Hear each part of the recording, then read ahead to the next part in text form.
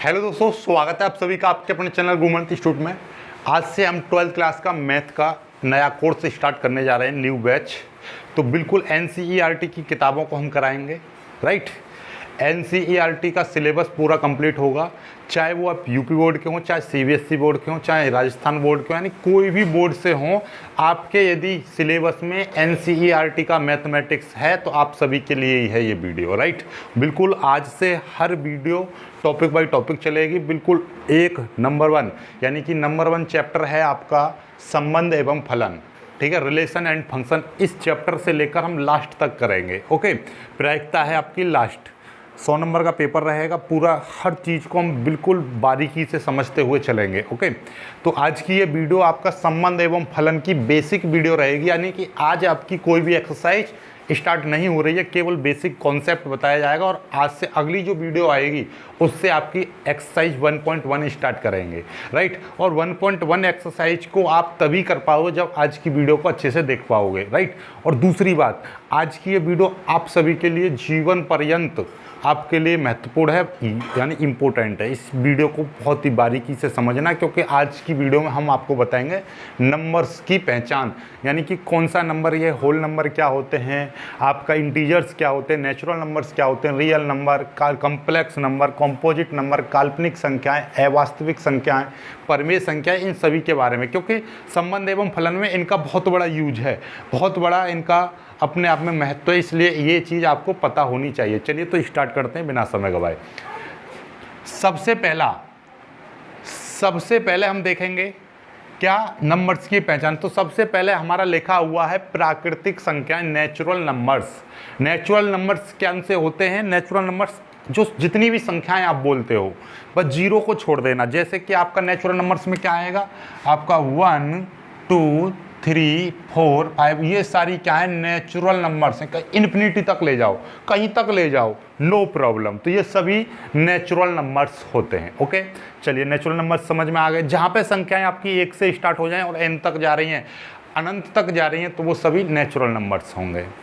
दूसरा आ जाता है पूर्ण संख्या, जिनको होल नंबर्स के नाम से जानते हैं। तो नेचुरल नंबर्स में एक चीज़ जुड़ जाएगी आपकी, 0 0 1 2 3 4, इस तरीके से आपका ये हो जाएगा।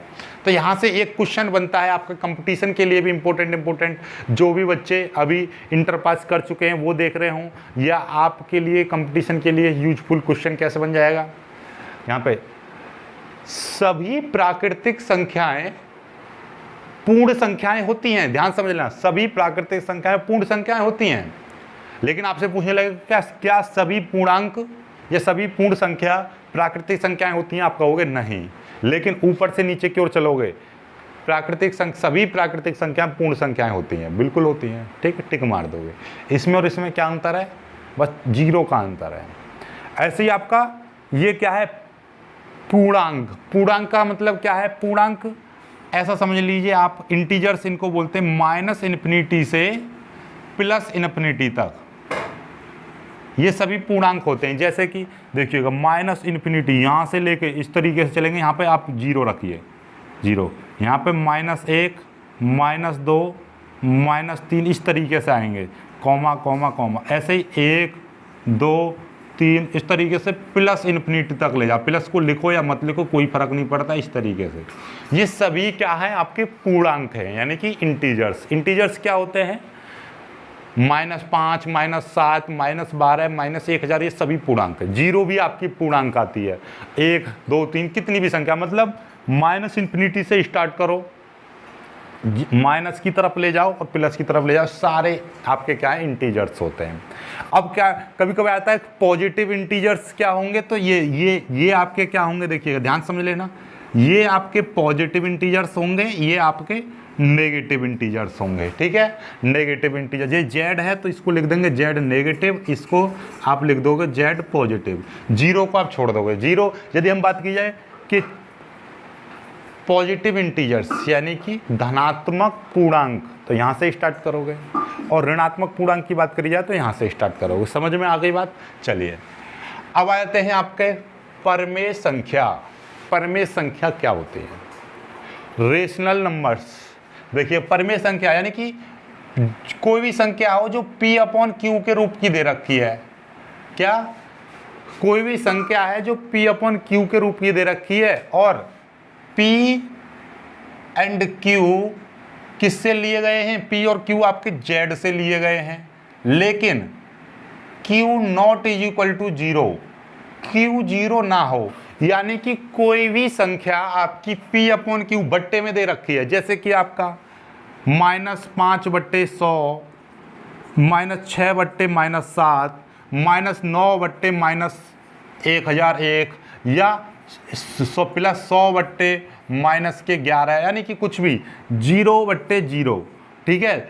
और आपका 0/100 या 0/-9, 0/11, मतलब कुछ भी। तो इसमें आप देखिएगा बशर्ते p अपॉन क्यू के रूप की संख्या हो लेकिन q 0 ना हो, तो देखिए 0 कहाँ पे आ रहा है, एक तो 0 इसमें आ रहा है, तो ये आपका रेशनल नंबर नहीं होगा। ऊपर p 0 हो जाए, यानी कि p और q दोनों के दोनों संख्याएं z में से ली गई हों, यानी इनमें से ली गई हों, लेकिन जो q का मान 0 ना होना चाहिए, बस q का बस नीचे 0 ना हो, यार कोई भी बट्टे वाली संख्या हो या कोई सादा संख्या हो, जैसे कि ये नॉर्मली ये 100 है या -101 है, ये भी रेशनल नंबर है, क्यों, क्योंकि इसके नीचे 1 है, इसके नीचे भी 1 है, तो होगी ना p अपॉन क्यू के रूप की, यानी कि कोई भी संख्या आपकी परिमेय संख्या कहलाएगी, बशर्ते उसमें क्या होना चाहिए, बट्टे की संख्या हो, चाहे माइनस की हो या प्लस की हो, कोई फर्क नहीं पड़ता। बस एक चीज याद रखनी है कि नीचे वाली संख्या 0 ना हो, बस नीचे 0 ना होना चाहिए। जैसे कि ये अब मैं कह रहा हूं 7/0, क्या ये परिमेय संख्या है, आप कहोगे नहीं। क्या 0/9 ये परिमेय संख्या है, बिल्कुल है। देखो ऊपर वाला 0 हो सकता है, कोई दिक्कत नहीं है, लेकिन नीचे वाला बट्टे वाला 0 ना हो। समझ में आ गई बात। तो परिमेय संख्या समझ में आ गई आपको, यानी कोई भी संख्या परिमेय संख्या होगी, बस शर्ते आपको क्या करना है, बस p अपॉन क्यू, p और q z से लिए गए हों, लेकिन q 0 ना हो, z में 0 आ रहा है ना, तो बस 0 ना होना चाहिए q, बस। वास्तविक संख्याएं कौन सी होती हैं, वास्तविक संख्याएं वे सभी संख्याएं, क्या वे सभी संख्याएं वास्तविक संख्याएं कहलाती हैं जिनका वर्ग या तो 0 हो या 0 से अधिक हो। यानी कि देखिएगा x आपकी वास्तविक संख्या कहलाएगी यदि x का स्क्वायर या तो 0 हो या 0 से, या तो 0 के बराबर हो या 0 से बड़ा हो, और आपका x बिलोंग्स टू आपका किसी भी संख्या से आप ले सकते हो, z से ले लीजिए, कोई फर्क नहीं पड़ता, ठीक है। कोई भी संख्या, जैसे यानी ऐसी कोई संख्या जिसका स्क्वायर करें तो वो तो या तो 0 आ जाए या 0 से बड़ा आ जाए, लेकिन कभी 0 से छोटा ना आए, तो उन सभी संख्याओं को वास्तविक संख्याएं कहते हैं। आपके दिमाग में आ रहा होगा सर ऐसी तो कोई संख्या ही नहीं है जिसका वर्ग करें तो उसका मान माइनस में आ जाए या 0 से छोटा आ जाए, रहती हैं ऐसी संख्या। देखिए आपसे कह रहा हूँ -4 है, -4 का स्क्वायर करोगे तो ये 16 हो जाएगा, और यदि प्लस का 3 है इसका स्क्वायर करोगे तो ये 9 हो जाएगा। तो मतलब क्या, ये दोनों की दोनों संख्याएं कैसी हैं, ये अपनी वास्तविक संख्याएं हैं। क्यों है वास्तविक संख्या, क्योंकि आपको दिखाई दे रहा है, क्योंकि इसका जो वर्ग कर दिया 3 वास्तविक संख्या बिल्कुल है, क्योंकि इसका वर्ग करा तो ये आपका क्या है, 0 से बड़ा है। -4 का स्क्वायर करा, ये भी 16 आ गया, तो ये भी 0 से बड़ा है। यदि 0 की बात करूं तो 0 का स्क्वायर करेंगे तो 0 आ जाएगा, ये 0 के बराबर हो गया। यानी कि या तो 0 के बराबर हो या 0 से बड़ा हो, वो सभी वास्तविक संख्याएं हैं। तो 0 वास्तविक संख्या है, ठीक है। माइनस की जितनी भी संख्याएं वो सभी वास्तविक संख्याएं हैं। तो आपके दिमाग में एक चीज़ आ रही होगी, सर ये बताओ हमको ऐसी कोई संख्या बताओ जिसका स्क्वायर करें तो वो माइनस में आ जाए। होती है ऐसी संख्या, क्या आपने पढ़ी होंगी 11 में, कौन सी, कॉम्प्लेक्स नंबर पढ़े होंगे, जैसे कि आई, जैसे कि 7i, इसका आप यदि स्क्वायर करोगे तो कितना आ जाएगा, 7×7 = 49 i² आ जाएगा। और आई स्क्वायर की वैल्यू कितनी होती है, आई स्क्वायर की वैल्यू होती है -1, इसकी मल्टीप्लाई करेंगे तो कितना आ जाएगा, -49 आ जाएगा। समझ में आई बात, नहीं आई। आई स्क्वायर, आई की वैल्यू होती है अंडर रूट में -1, और आई स्क्वायर की जो वैल्यू होती है वो कितनी होती है, -1 होती है। आप समझते हो, ये आयोटा जिसको बोलते हैं, इमेजिनरी काल्पनिक संख्या, देखो लिखा हुआ है, ये समझ में आ गई। काल्पनिक संख्याएं कौन सी हैं, जिनका, यानी कि वे सभी संख्याएं जिनका यदि स्क्वायर करें तो वो कैसा होना चाहिए, ऋणात्मक। कैसा होना चाहिए, ऋणात्मक आ जाए, तो वे सभी संख्याएं क्या कहलाएंगी, अवास्तविक संख्याएं यानी कि काल्पनिक संख्या कहलाएंगी, इमेजिनरी संख्या। तो ये देखिएगा जितनी भी, जैसे कि आई, जिसके पीछे 3 आई लग जाए तो ये भी अपने आप में क्या है, काल्पनिक संख्या है। क्यों है काल्पनिक संख्या? क्योंकि 3 आई का यदि आप स्क्वायर करोगे तो कितना हो जाएगा, 3 तिया 9, 9 आई स्क्वायर हो जाएगा। 9 गुणा आई स्क्वायर का मान -1 होता है तो माइनस का 9 हो गया। समझ में आ गई बात? यानी कि जो भी संख्या जिसके पीछे आई लग रहा हो, यानी कि जिसका स्क्वायर करें और स्क्वायर करने पर वो ऋणात्मक मान में आ जाता है, 0 से कम आ जाता है, उसको हम बोलेंगे अवास्तविक संख्या या काल्पनिक संख्या। समझ में आई बात? तो ये देख लीजिएगा, ध्यान से समझ लेना, ठीक। चलिए, समृद्ध संख्या कौन सी होती है? यानी कि जो a plus i b, a plus minus i b के रूप की होंगी, जहां पर a, b belongs to z। देखिएगा a और b z से लिए गए हो, इस संख्या से लिए हो, बस b में i जुड़ रहा हो। ऐसा करो, इसको रियल नंबर मान लीजिए। a और b belongs to r, real number को हमने बिलोंग कर दिया इसको। इसमें से a और b क्या है, रियल नंबर है, जबकि i अपने आप में क्या है, वास्तविक संख्या। सिंपल सी बात, वो इमेजिनरी संख्या है, यानी कि आयोटा है। i का मान जहाँ पर क्या होगा, i का मान -1 होगा, ठीक है। तो जैसे 4 + 5i, ये अपने आप में क्या है, एक कॉम्प्लेक्स नंबर है। कॉम्प्लेक्स नंबर क्या होता है, यानी कि वे संख्या, वे वास्तविक संख्या जिनसे कोई भी काल्पनिक संख्या घटाई या जोड़ी गई हो, जिसमें कोई भी काल्पनिक संख्या जोड़ी या घटाई गई हो, उसको बोलते हैं समृद्ध संख्या। जैसे कि आपका z बराबर 2, 3 + 4i ऐसा कह दीजिए, ये भी अपने आप में क्या है, समृद्ध संख्या, यानी कि इस फॉर्म की होनी चाहिए। आप कहोगे क्या 4 समृद्ध संख्या है? आप कह दोगे हाँ 4 समृद्ध संख्या है। क्यों? क्योंकि 4 + 0i लिख सकते हो इसको, 4 + 0i, बात वही है। तो ये समृद्ध संख्या है। तो मतलब ये है कि प्रत्येक वास्तविक संख्या समृद्ध संख्या होती है, पर प्रत्येक समृद्ध संख्या वास्तविक संख्या नहीं होती है, याद रखना ये वाली बात, ठीक है। चलिए आगे बढ़ते हैं।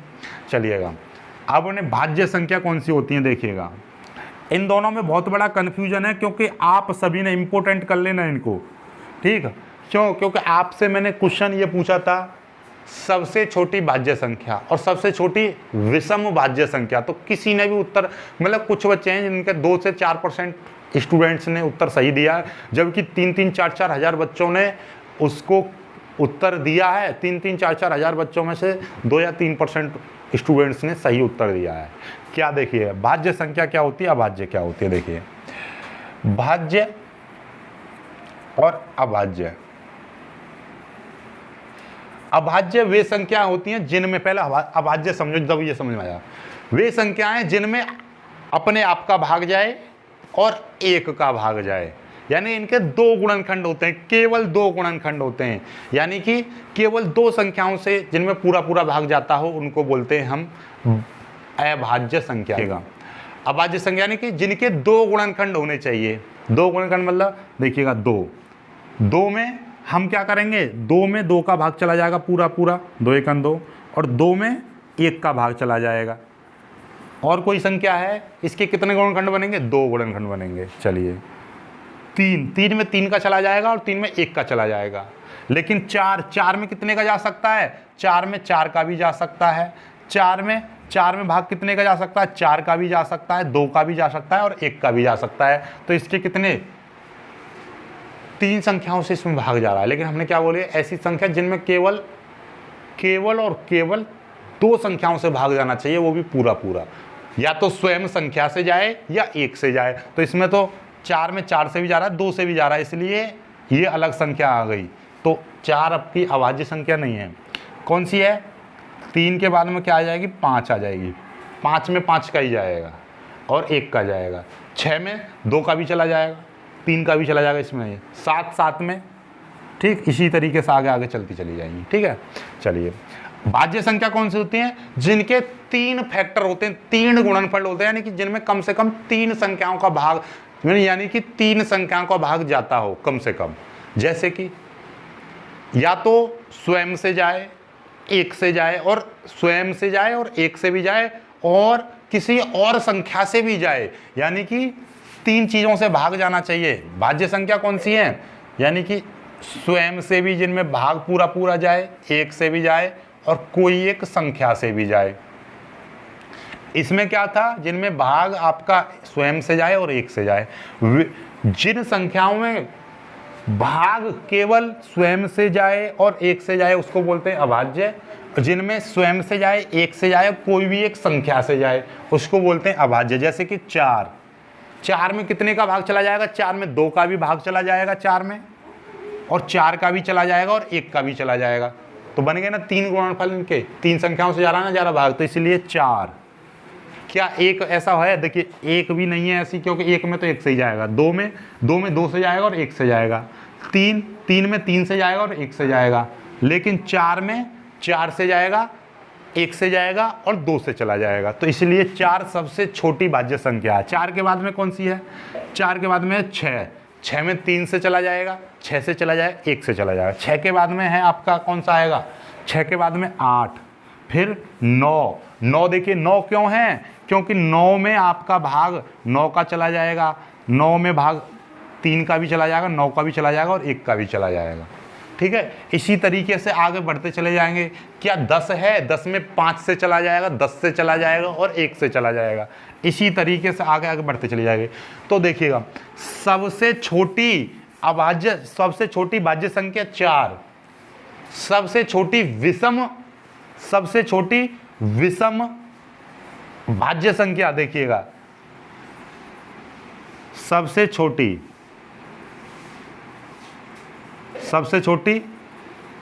भाज्य संख्या कौन सी होगी? 4। और विषम भाज्य संख्या, विषम भाज्य संख्या 9। सबसे छोटी देखिए 9 है ना, सबसे, इससे पहले कोई विषम ऐसी संख्या है जो कैसी हो? भाज्य संख्या हो? नहीं। तो सबसे छोटी विषम भाज्य संख्या 9 है, सबसे छोटी सम भाज्य संख्या 4 है और सबसे छोटी भाज्य संख्या भी 4 है। समझ में आई बात? तो आई होप कि आपको ये पूरा नंबर्स की पहचान समझ में आ गई होगी, राइट। अभी भी कोई डाउट बचता है तो पूछ लेना, ठीक है। चलिएगा देखिएगा, आपको हम बता दें, देखिए एक चीज़ और समझ लीजिए, सबसे छोटी अभाज्य संख्या 2, सबसे छोटी अभाज्य संख्या 2, सबसे छोटी विषम अभाज्य संख्या 3। देखिए अभाज्य कितना है? 2 और 3, ये सम और ये विषम, और इसमें भाज्य कर देंगे तो इनका वर्ग कर देंगे। देख लीजिए 2 का वर्ग कितना हो गया? 4, और 3 का वर्ग कितना हो गया? 9। मतलब क्या है? सबसे छोटी सम भाज्य संख्या 2 अभाज्य संख्या, सबसे छोटी, यहाँ पे ले दो, सबसे छोटी अभाज्य संख्या 2, सबसे छोटी सम अभाज्य संख्या 2, सबसे छोटी सम भाज्य संख्या 2 का स्क्वायर कर दो 4, सबसे छोटी विषम भाज्य संख्या 3 का स्क्वायर कर दो 9, सबसे छोटी अभाज्य विषम संख्या 3। तो ये चीज़ याद कर लेना, ठीक है। तो ये चीज़ें बहुत ज़रूरी हैं। देखिए सबसे छोटी अभाज्य संख्या 2, सबसे छोटी विषम अभाज्य संख्या 3, सबसे छोटी भाज्य संख्या 4, सबसे छोटी विषम अभाज्य संख्या कितनी? 9। इसी तरीके से ये बनती हैं, ठीक है। यहीं से आपके कुछ आएंगे, जैसे कि सेट बनाने, ठीक है, समुच्चय बनाने आपको आने चाहिए। चलिए जल्दी से स्क्रीनशॉट ले लीजिएगा, फिर आगे बढ़ते हैं। कुछ सेट बनाने सीख लेते हैं हम। जैसे कि मेरे पास में नेचुरल नंबर्स हैं, ये 1 2 3 4 5 6, इस तरीके से ये अनंत तक जा रहा है। इसमें से मैंने एक सेट बनाया ए, और इस सेट का नाम दे दिया सम संख्याएं, सम संख्याओं का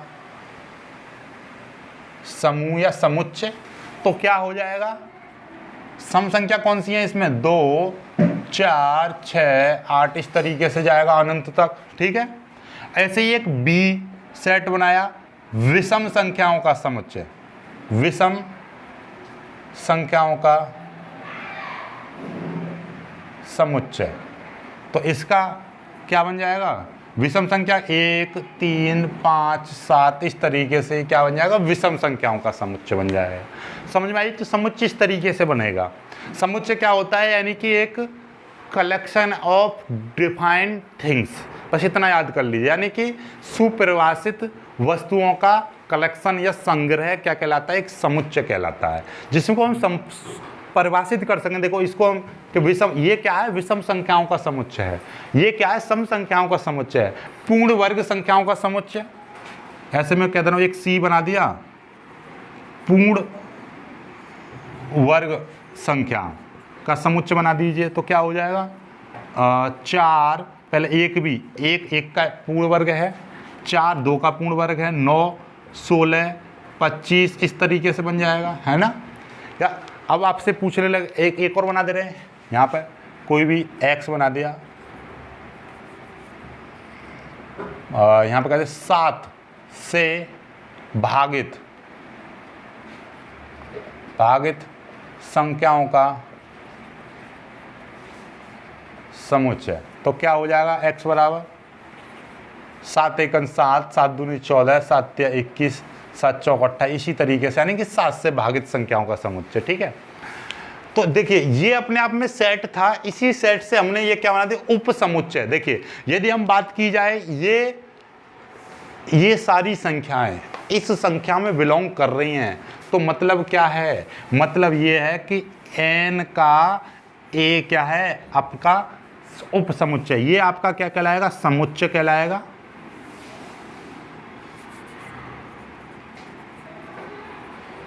ये कहलाएगा आपका उप समुच्चय।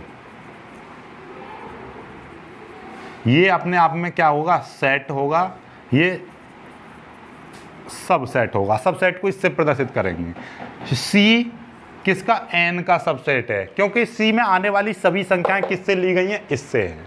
ठीक है, समझ में आई बात। और देख लीजिए, कुछ और समझा देता हूं मैं आपको, इसी तरीके से सेट बनाने हैं आपको। यदि मैं आपसे कह दूं इस तरीके से, ये दे रखा है ए, कोई सेट दे रखा है 2 5 7 9 11, और यहाँ पे एक बी इस तरीके से दे रखा है 2 5 और 11, तो आप कह दोगे ए जो है आपका, सॉरी बी जो है आपका ए का सबसेट है, तो इसको इस तरीके से पढ़ा जाएगा, बी सबसेट ऑफ ए, यानी बी ए का सबसेट है। समझ में आई बात। चलिए, तो ये चीज़ें आपको विशेष तौर पर ध्यान देनी है। ये बी क्या है, ए का सबसेट है, यहाँ पर ए अपने आप में एक क्या है, समुच्चय है।